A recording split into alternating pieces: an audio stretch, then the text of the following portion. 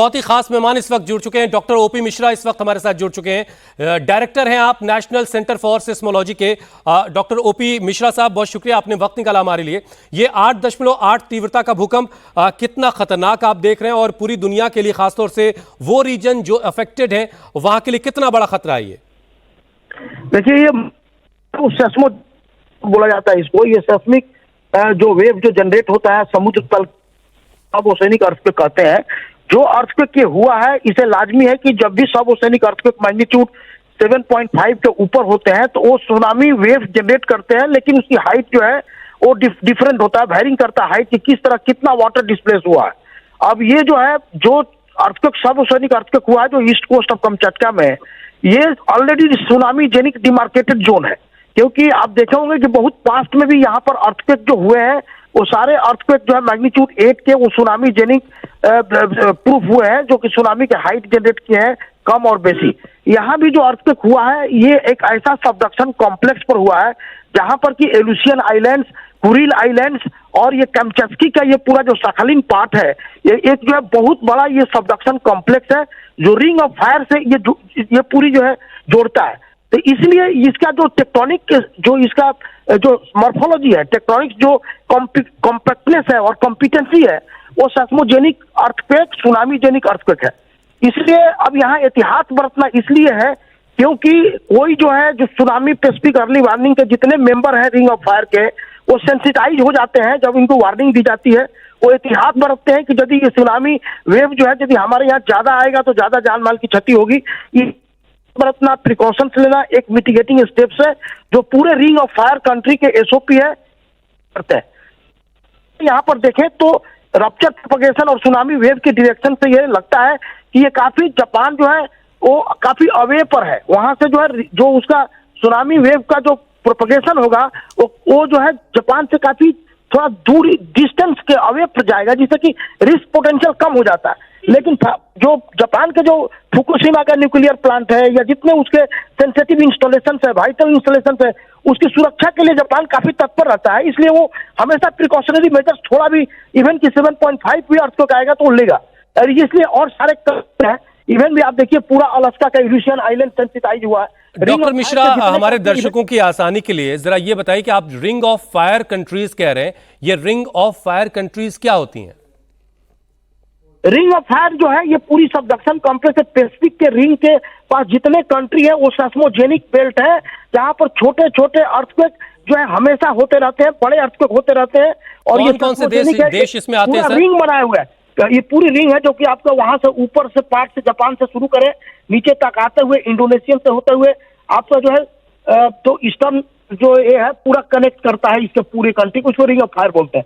जहां पर कि उसकी पूरी चार दीवारी जो है सेस्मिक अर्थक्वेक होने की चार दीवारी है, इसलिए इसको रिंग ऑफ फायर, मतलब फायर जो है वो अर्थक्वेक प्रोन जोन है और वो एक रिंग के रूप में होता है, ऊपर से लेकर पूरा जो है नॉर्दर्न पार्ट होते हुए, ईस्टर्न से होते हुए, साउदर्न से होते हुए ईस्ट को जोड़ता है।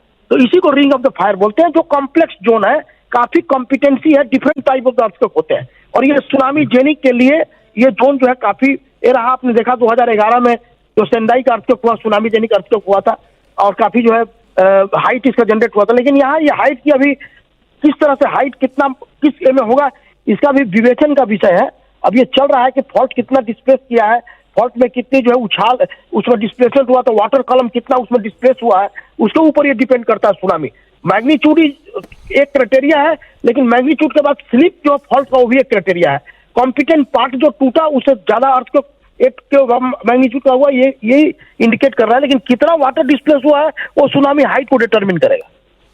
यानी ये कि आने वाला वक्त बताएगा कि ये कितना खतरनाक और कितना नुकसान करेगा। लेकिन ये वॉच एंड अलर्ट में है, कौन जो है रिंग ऑफ फायर के कंट्री में कितना कोस्ट पर, किस कोस्ट पर हाइट आएंगे। जैसे आपने देखा होगा कि रसिया के कमचाटका में काफी जो है नियर बाई जो सिटी है वो फ्लडेड हुए हैं वाटर से। इसके बाद से और भी वहां पर जो है अंदेशा किया जा रहा है कि जहां जहां इसका ऑरेंज अलर्ट है या जो येलो अलर्ट है उसका जो है किस तरह से वहां का अपना हाइट जाएगा। तो एक्सपेक्टेड है कि 2 to 3 मीटर तक, मैक्सिमम 4 मीटर तक हाइट जो है वो जाने की संभावना है। तो doctor OP Mishra, national centre for seismology के डायरेक्टर हैं आप। बता रहे हैं कि किस तरीके से ये भूकंप आता है। ज़मीन के नीचे की गहराई में जो ज़मीन की सतह है वो जब मूव करती हैं और एक दूसरे से टकराती है तो इस तरह की स्थिति पैदा होती है। ये 5 अलग अलग तस्वीरें आप देखिए, भूकंप से किस तरीके से रूस की जमीन हिल गई और उसके बाद गाड़ियां हिलती हुई दिखाई दे रही हैं। एयरपोर्ट पर जो लोग बैठे हुए अपनी फ्लाइट का इंतजार कर रहे थे उनके बीच दहशत फैल गई। घरों में जो सामान रखा वो गिरने लगा। लोग एकदम से डर के मारे ओपन एरियाज की तरफ भागे। उधर जापान के जो तटीय इलाके हैं उनके लिए सुनामी जारी कर दी गई है, सुनामी का अलर्ट जारी कर दिया गया है। आपको याद होगा साल 2011 में जापान ने एक खराब वक्त देखा, एक बुरा दौर देखा, जब 9 तीव्रता का भूकंप के बाद आई सुनामी में 18,000 से ज्यादा लोगों की जानें गई थी। उस वक्त 30 मीटर तक उस दौर में ऊंची सुनामी आई थी। जाहिर है जो पुरानी यादें हैं, पुराना तजुर्बा है वो बहुत ख़तरनाक है और इसी वजह से एहतियातन जो है बहुत सारे कदम उठाए जा रहे हैं। ये 5 अलग अलग तस्वीरें हम आपको अलग अलग हिस्सों की दिखा रहे हैं।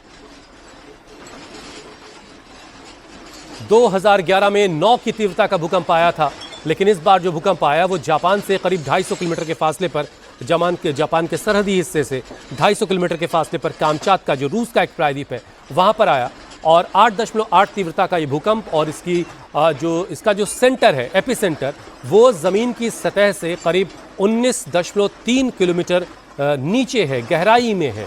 और लेकिन इसी वजह से जो साइंटिस्ट हैं, जो वैज्ञानिक हैं, वो ये बता रहे हैं कि इसकी वजह से जो कंपन पैदा हुई वो समंदर की लहरों को धीरे धीरे बढ़ाते हुए अगले 24 से 32 घंटों तक इसका असर देखने को मिलेगा। देखिए सुनामी इंफॉर्मेशन, ये आज की तारीख है 30/7/2025 और 9:40 का ये डेटा हमने लिया है आपको दिखाने के लिए। ये पूरा जो हिस्सा है आप इस वक्त देख रहे हैं, ये ख़ासतौर से रेड कलर का जो पूरा हिस्सा दिख रहा है आपको, ये वो सारे हिस्से हैं जो अफेक्टेड हो सकते हैं, जहां पर सुनामी का ख़तरा है, जिसे लेकर के अलर्ट जारी किया गया है। और जापान ख़ास तौर से बहुत ज़्यादा करीब है जहां पर यह भूकंप आया है और उसी को देखते हुए जापान में इस वक्त सुनामी का अलर्ट जारी कर दिया गया। लोग एहतियातन अपने घरों की छतों पर हैं, अपने जो भी उनके मकानात हैं, बिल्डिंग्स हैं, उनके टॉप फ्लोर पर चले गए हैं ताकि अगर किसी भी तरह से सुनामी आती है, उनकी तेज़ लहरें आती हैं, ऊंची लहरें आती हैं, तो वो अपने और अपनों के परिवारों को सुरक्षित रख पाएँ। अब आप देखिए इसको, ये नॉर्थ अमेरिका का हिस्सा है और अब ये 5.3, 5.4 क्या ये क्या मेंशन कर रहा है, मैं इसको आपसे बताने की कोशिश करूंगा। हम किसी भूवैज्ञानिक से जुड़ेंगे और समझेंगे कि आखिर ये जो मैप है ये क्या रहा है, ये क्या बता रहा है। लेकिन ये पूरा जो तटीय इलाका आप देख रहे हैं, ये यहां से लेकर ये पूरा हिस्सा अफेक्टेड होने वाला है। अगले 32 घंटों में इन सारे हिस्सों के लिए जो है वो सुनामी का अलर्ट है। यानी पूरा का पूरा जो नॉर्थ पैसिफिक ओशन है, ये पूरा हिस्सा जो है इसमें लहरें जो है वो ऊंची ऊंची उठेंगी। 3 से 4 मीटर तक इसकी ऊंचाई हो सकती है, इससे ज़्यादा भी कुछ जगहों पर हो सकती है। और इसी को देखते हुए जो सरहदी इलाके हैं, जो तटीय इलाके हैं, वो तमाम तटीय इलाकों पर ख़तरा होगा।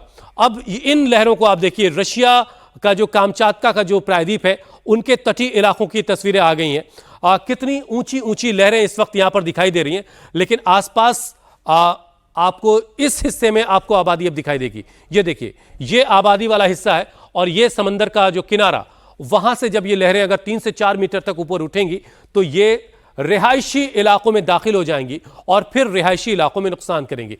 अब ये इस मैप के जरिए देखिए, ये दिखाने की कोशिश की गई है कि कहीं कोई चीज अगर कंपन पैदा हुई, अगर कोई चीज हिली, तो उसके बाद पानी में जो लहरें पैदा होती हैं फिर वो आगे बढ़ते हुए और खतरनाक होती चली जाती हैं। जैसे जैसे वो लहरें आगे चल रही हैं तो आखिरी सिरे पर आकर के, यानी तट से जब वो टकराएंगी तो वो अपने सबसे खतरनाक रूप में होंगी, जिसके लिए कहा जा रहा है कि उसकी ऊंचाई उस वक्त 3 से 4 मीटर यानी 13 फीट, 14 फीट, 15 फीट या उससे ज्यादा हो सकती हैं। और इसीलिए उन तमाम इलाकों में जो तटीय इलाके हैं, चाहे वो अमेरिका के हों, जापान के हों, जापान तो करीब करीब चारों तरफ से समंदर से घिरा हुआ है, और इसीलिए जापान में सबसे ज्यादा खतरा फुकुशिमा पावर प्लांट को खासतौर से बंद किया गया, क्योंकि पिछली बार कुछ रिसाव भी वहां से हुआ था। अब एक बार फिर से आप इन तस्वीरों को देखिए, कितनी बेचैन ये लहरें इस वक्त दिखाई दे रही हैं, खौफनाक शक्ल ले चुकी हैं। और ये है नीचे की तरफ जो हिस्सा आपको दिख रहा है, ये रिहायशी इलाके हैं, ये इमारतें दिखाई दे रही हैं। अगर समंदर की लहरें सरहदों से बाहर निकल के अपने तटीय इलाकों की तरफ आती हैं तो फिर इन इलाकों में रहने वाले लोगों के लिए एक नुकसान की बात होगी, बड़ी परेशानी की बात होगी। और इसी वजह से बहुत सारे लोगों ने तटीय इलाकों को छोड़ना शुरू कर दिया है और वो अपने लोगों को लेकर के वो सुरक्षित जगहों की तरफ जा रहे हैं। जैसे जैसे वक्त अभी और गुजरेगा, वैज्ञानिक बता रहे हैं, भूवैज्ञानिक बता रहे हैं, जो सिस्मोलॉजी की पढ़ाई करते हैं, वो बता रहे हैं कि लहरों की ऊंचाई समंदर में और बढ़ेगी और जो रिहायशी इलाके हैं उन इलाकों के लिए खतरा होगा। और इसी वजह से प्रेसिडेंट ट्रंप ने भी अमेरिका के तटीय इलाकों में रहने वाले लोगों को सावधान रहने के लिए कहा है। सुनामी का अलर्ट जारी कर दिया गया है। यूएस जियोलॉजिकल सर्वे उसने भी इसको लेकर के ख़ासतौर से वो भी पूरे हालात पर नज़र बनाए हुए ताकि किसी भी तरह की मुश्किल से निपटा जा सके। जो तमाम एजेंसीज़ हैं जो आपदा प्रबंधन को देखती हैं वो सारी एजेंसीज़ इस वक्त अलर्ट मोड में हैं। आप देखिए इन लहरों को देख करके आपको अंदाज़ा लगेगा कि ये कितनी खौफनाक शक्ल ले रही हैं। अभी दोपहर में हिंदुस्तान के जब 12 साढ़े 12 बजेंगे उस वक्त तक स्थिति और ख़राब होगी। अब इस समंदर से सटे हुए जो तटीय इलाके हैं उन तमाम तटीय इलाकों के लिए अगला 24 से 32 घंटा मुश्किलों भरा रहने वाला है। 8.8 ये लहरें आप देखिए, ये तेज़ लहरें जब किसी रिहायशी इलाके में घुसेंगी तो वहाँ पर क्या हालात पैदा करेंगी, कितनी खौफनाक स्थिति बनेगी वहाँ पर, इसका आप अंदाज़ा लगा सकते हैं। साल 2011 में जापान ने एक भीषण भूकंप देखा जिसके बाद सुनामी आई और काफ़ी ज़्यादा लोगों की जानें वहाँ गई थी। एक बार फिर से हम चलते हैं मेरी सहयोगी ज्योत्सना के पास न्यूज़ रूम। ज्योत्सना, कोई और अपडेट आपके पास? बिल्कुल हुसैन, अभी रिंग ऑफ फायर इलाके की बात हो रही थी तो मैं इस मैप के जरिए वो आपको पूरा इलाका समझा रही हूँ, हमारे दर्शकों को समझा रही हूँ। जितना आप ये वाला रीजन देख रहे हैं, ये जापान, ये वो इलाका रशिया में जहाँ पर भूकंप आया। इसके अलावा ये पूरा रशिया क्षेत्र, ये अलास्का का इलाका है जो अमेरिका का नदर्न स्टेट है। इसके अलावा आप नीचे की तरफ आएंगे तो ये पूरा जो रीजन है ये रिंग ऑफ फायर है। और इस रिंग ऑफ फायर को आप इस लिहाज से भी समझिए कि ये साइबेरिया, ये जो रशिया का ऊपर का एरिया है जो जहां पर आर्टिक के आपको रीजन नजर आएगा, सब आर्टिक रीजन नजर आएगा। ये ऐसा बर्फीला इलाका है जहां पर सिर्फ बर्फ ही बर्फ होती है। और इस रीजन से लेकर अलास्का भी एक ऐसा रीजन है जहां पर सिर्फ बर्फ ही बर्फ नजर आती है, वहां पर जीवन पाना भी बहुत मुश्किल है। ये पूरा रीजन सबसे ज्यादा इफेक्टेड रहता है सुनामी और अर्थक्वेक की वजह से। ये कोई पहला मौका नहीं है जब इस रीजन में अर्थक्वेक आया हो। इस रीजन में बहुत सारे अर्थक्वेक आए हैं, लेकिन इस इंटेंसिटी का अर्थक्वेक जो है वो बहुत अलर्ट करने को लेकर ये कहता है कि जो 8.8 की तीव्रता का अर्थक्वेक है वो कैटेगरी 8 में आता है। कैटेगरी 5 से कैटेगरी 12 बहुत डेंजरस कैटेगरी है। और अगर कैटेगरी 8 का अर्थक्वेक रशिया में आया है तो जाहिर सी बात है कि उसका इफेक्ट ये पूरे रिंग ऑफ फायर रीजन में देखने को मिलेगा, जिसमें जापान शामिल है, रशिया शामिल है, रशिया का ये साइबेरियन इलाका शामिल है। इसके अलावा अमेरिका का ये जो नदर्न मोस्ट इलाका है अलास्का वो शामिल है। नीचे हवाई द्वीप तक में इसका इफेक्ट देखने को मिलेगा। और हवाई द्वीप में इसका इफेक्ट ज्यादा इसलिए है क्योंकि जब आप नीचे समुद्र की तरफ बढ़ेंगे और जो इम्पैक्ट है वो समुद्र से लगभग 19 से 20 किलोमीटर नीचे है, तो उसका असर हवाई और जो यहाँ पर दूसरे ग्रुप ऑफ आइलैंड्स हैं वहां पर भी देखने को मिलेगा। और सुनामी की लगभग 3 से 4 मीटर ऊंची लहरें उठेंगी। और क्योंकि जो अर्थक्वेक की टेंडेंसी है वो रीअकरेंस की है, बार बार आने की है, तो जाहिर सी बात है कि अब अलर्ट, हर देश अलर्ट है। इस अर्थक्वेक से सिर्फ इस लिहाज से बचा जा सकता है कि हमारी तैयारी कितनी है। और उस लिहाज से आप जापान देखें, यूएसए देखें, आप कनाडा का जिक्र कर रहे थे जो ये बात बड़ी इंपॉर्टेंट है कि किसी भी अर्थक्वेक के बाद और खास तौर से ग्रेट अर्थक्वेक के बाद जो आफ्टर शॉक्स आते हैं वो सुनामी के खतरे को और बड़ा और खतरनाक बना देते हैं। और मैं साल 2011 की जो रिपोर्ट है वो इस वक्त मैं देख रहा था तो उस वक्त तो 30-30 मीटर ऊंची लहरें उठी थी और एक भयानक तबाही जापान ने देखी थी। हालांकि उस वक्त परमाणु जो उनका फुकुशिमा पावर प्लांट है, न्यूक्लियर पावर प्लांट, वहां भी रेडियो एक्टिव रिसाव हुआ था, उसकी वजह से नुकसान बढ़ा था और तकरीबन 2 लाख लोगों को वहां से इवैक्यूएट करके हटाया गया था। इस बार किस तरह की तैयारी इन सारे देशों ने की है? क्योंकि अगर आफ्टर शॉक्स आते हैं तो सुनामी का खतरा और खतरनाक हो सकता है। तो क्या जो तटीय इलाके, उन इलाकों को खाली करवाने की शुरुआत हुई है? ऐसे क्या कदम उठाए जा रहे हैं जिससे लोगों की जानें बचाई जा सके? आपने सुनामी का जापान में जिक्र किया, तो वो जो न्यूक्लियर प्लांट था फुकुशिका का, उसको तो पहली बात खाली करा लिया गया है। और जब इस तरह के अर्थक्वेक आते हैं और रिंग ऑफ फायर के इलाके की हम पूरी बात कर रहे हैं, तो ये पूरा कोस्टल एरिया है। तो कोस्टल एरिया में सबसे ज्यादा नुकसान जो वहां पर बंदरगाह हैं, जो पोर्ट हैं उन्हें, और जो इस आबादी में गांव के लोग रहते हैं। और ये जो अलग अलग ग्रुप ऑफ आइलैंड्स आप यहाँ पर देख रहे हैं, जिसमें फिजी शामिल है, जिसमें मैक्सिको शामिल है, जिसमें पनामा शामिल है, ग्वाटेमाला शामिल है, हवाई शामिल है। इन आइलैंड्स को दरअसल यहाँ पर लोगों से बोला गया है कि अगर आप किसी सुरक्षित जगह में जा सकते हैं तो जाइए, समंदर से दूर रहिए, क्योंकि जब ये ऊंची ऊंची लहरें उठेंगी और सुनामी यहाँ पर आएगा तो इसका इम्पैक्ट दूर तक देखने को मिलेगा। और जो आसपास के गांव है, आबादी हालांकि यहाँ पर कम है, 200-300 की आबादी के लोग यहाँ पर रहते हैं। जब आप ये नीचे वाले इस रीजन की तरफ आएंगे यूएसए के, तो यहाँ पर जो छोटे छोटे आइलैंड्स हैं और जो यहाँ पर छोटे छोटे आइलैंड्स हैं, यहाँ पर आबादी कम है लेकिन क्लस्टर में बहुत सारे लोग रहते हैं। इसलिए इन्हें कहा गया है कि आप समंदर से दूर रहिए, क्योंकि बहुत पॉसिबल नहीं हो पाएगा कि यहाँ से एयरलिफ्ट करके इन्हें यूएसए या फिर जो भी नियरेस्ट लैंड है वहाँ पर ले जाया जाए। और क्योंकि अगर सुनामी का इफेक्ट इस रीजन में है तो जाहिर सी बात है दोबारा भी होगा। तो ऐसे में सिर्फ हम सतर्क रह सकते हैं, हम खतरे से खुद को बचा सकते हैं, लेकिन इस खतरे को टाला नहीं जा सकता है। अब क्योंकि 8.8 की तीव्रता का भूकंप आ गया है हुसैन, जो कैटेगरी 8 में आता है। ज्योत्सना, एक बड़ी खबर आ रही है, वो दर्शकों को जरा बता दें, उसके बाद मैं दोबारा आपके पास लौट कर आऊंगा। जापान के योकोहामा पोर्ट पर अलर्ट कर दिया गया है, लोगों को सुरक्षित जगहों पर भेज दिया गया है। रूस में भूकंप के बाद यह कदम उठाया है। जापान में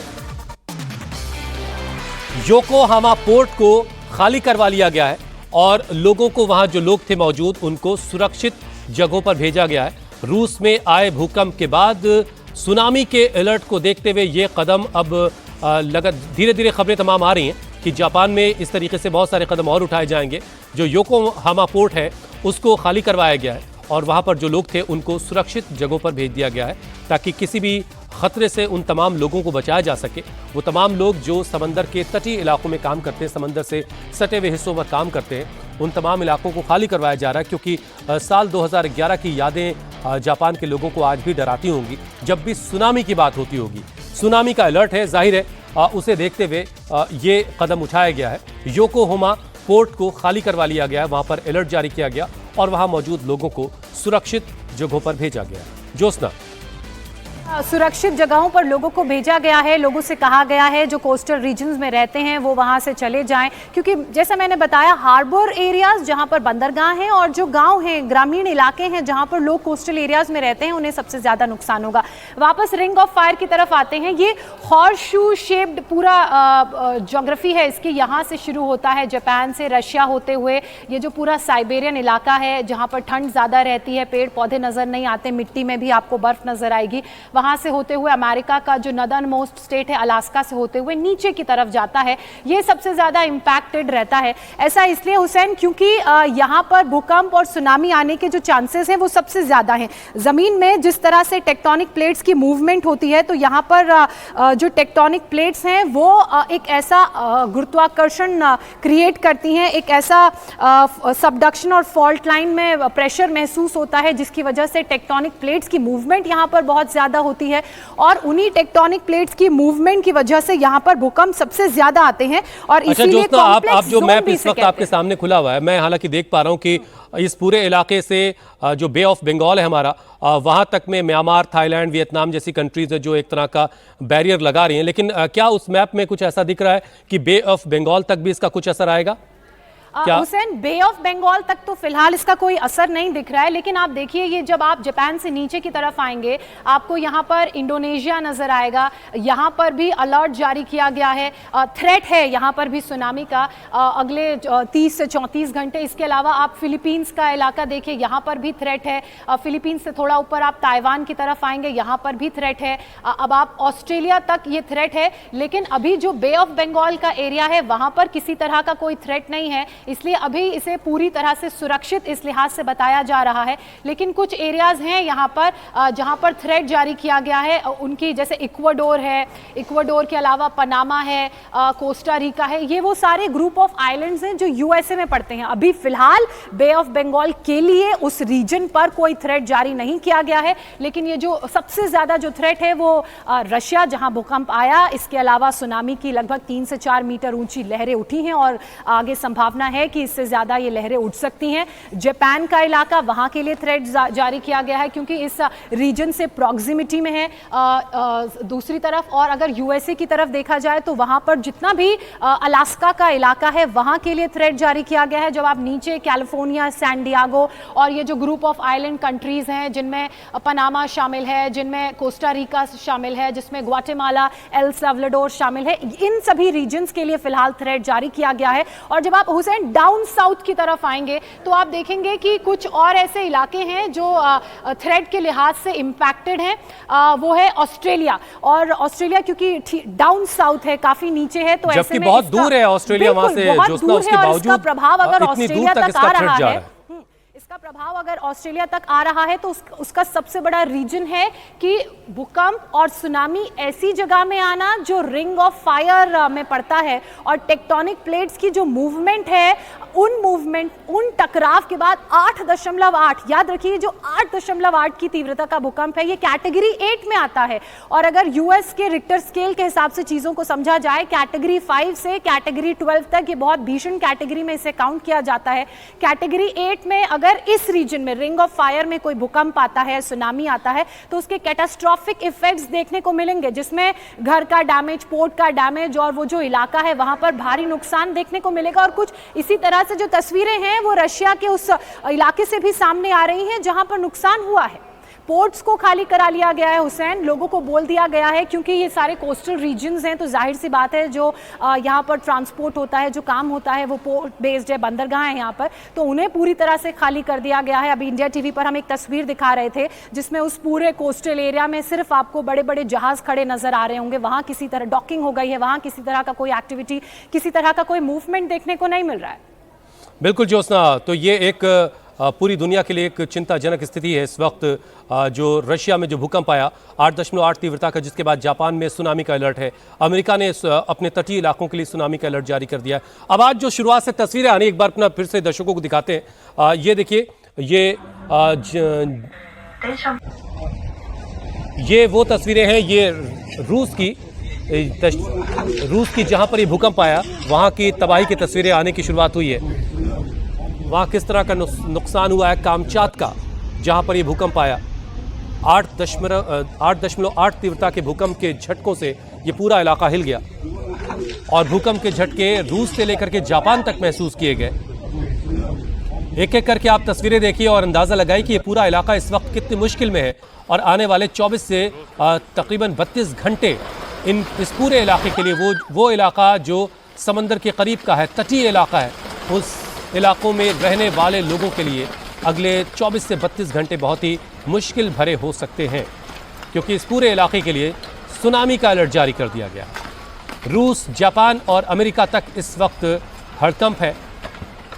रूस के कामचातका में 8.8 तीव्रता का भूकंप आया तो उसके बाद किस तरीके से इमारतें हिलने लगी और घरों में रखा सामान कैसे हिल रहा है, ये देखिए, जिसने लोगों में खौफ भर दिया। लोग दहशत में आ गए और डर के मारे, ये एक एयरपोर्ट की तस्वीर इस वक्त आप देख रहे हैं, एयरपोर्ट पर बैठे लोग अपनी अपनी फ्लाइट का इंतजार कर रहे थे और तभी एयरपोर्ट की चीज़ें हिलने लगीं और फिर लोग ओपन एरिया की तरफ भागने लगे। और ये रूस में किसी एक घर के अंदर की तस्वीर है।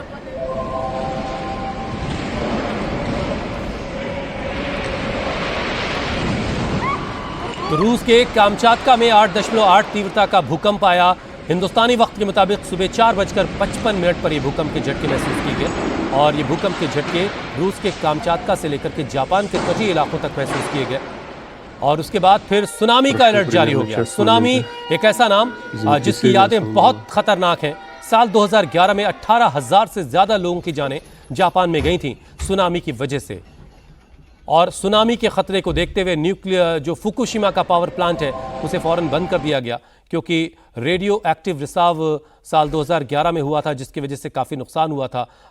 एक बड़ी आबादी को वहाँ से हटाया गया था, निकाला गया था और सुरक्षित जगहों की तरफ भेजा गया था।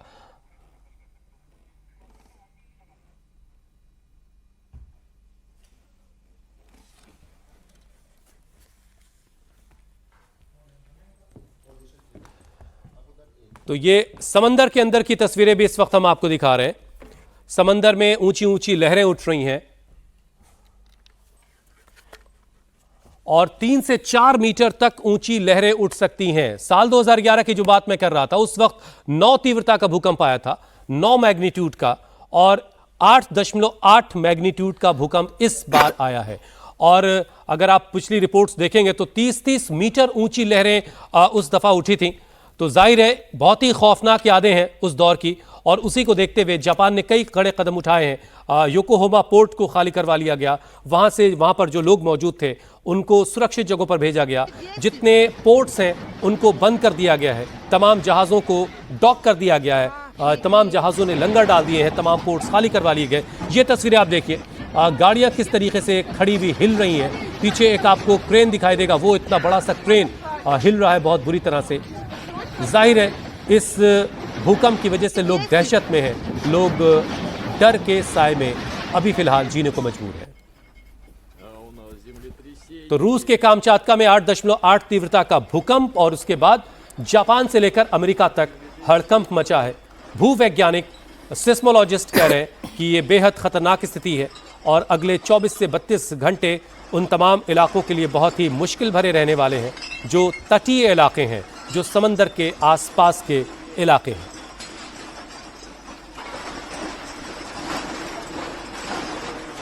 तो बड़ी खबर इस वक्त की हम आपको बता रहे हैं, जापान का जो योकोहामा पोर्ट है उसे एहतियातन खाली करवा लिया गया है। जो वहां मौजूद लोग थे उनको सुरक्षित जगहों पर भेजा गया। अब ये एक एरियल व्यू देखिए आप, ये रूस की तस्वीरें इस वक्त आप देख रहे हैं। समंदर की लहरें जब तटीय इलाकों तक पहुंच रही तो कितनी खौफनाक शक्ल ले रही हैं। रूस के कामचात्का में जहां यह भूकंप आया, इसका एपिसेंटर जमीन की सतह से 19.3 किलोमीटर गहराई में नीचे जमीन के अंदर था। अब जब प्लेट्स टकराई हैं और उसकी वाइब्रेशन फिर समंदर तक पहुंची होगी और वो समंदर में फिर लहरें उठ रही हैं, और जो आफ्टर शॉक्स आते हैं किसी बड़े भूकंप के बाद, वो स्थिति को और खतरनाक और भयावह बनाते हैं। ये जापान में किसी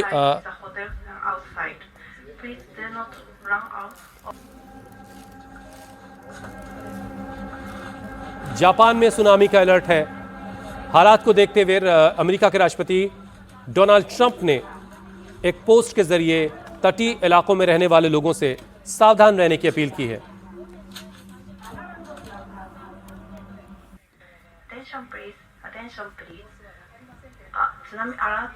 तो रूस के कामचात्का में सुबह हिंदुस्तानी वक्त के मुताबिक सुबह 4:55 पर भूकंप के तेज झटके महसूस किए गए। 8.8 तीव्रता।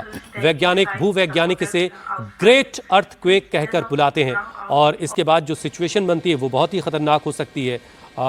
जाहिर है तमाम जो एजेंसीज हैं जो आपदा प्रबंधन देखती हैं वो सब की सब अलर्ट पर हैं, लेकिन एक दुआओं का दौर भी है कि कम से कम नुकसान हो, कम से कम लोगों को नुकसान हो। और इसी को देखते हुए जितने भी पोर्ट हैं वहाँ पर जितने शिप्स हैं उनको डॉक कर दिया गया है, सब ने लंगर डाल दिया है और तमाम लोगों को समंदर से दूर कर दिया गया, समंदर से दूर रहने के लिए कहा गया है। लेकिन हालात को देखते हुए वो पूरे इलाके में तटीय इलाकों के लिए अलर्ट जारी है और लोगों से सुरक्षित जगहों पर जाने के लिए कहा गया है। और तटीय इलाकों में जो लोग हैं भी वो अपने घरों की छतों पर हैं, अपने मकानों की, अपने बिल्डिंग्स के छतों पर आ गए ताकि किसी भी खतरे से वो खुद को बचा सके।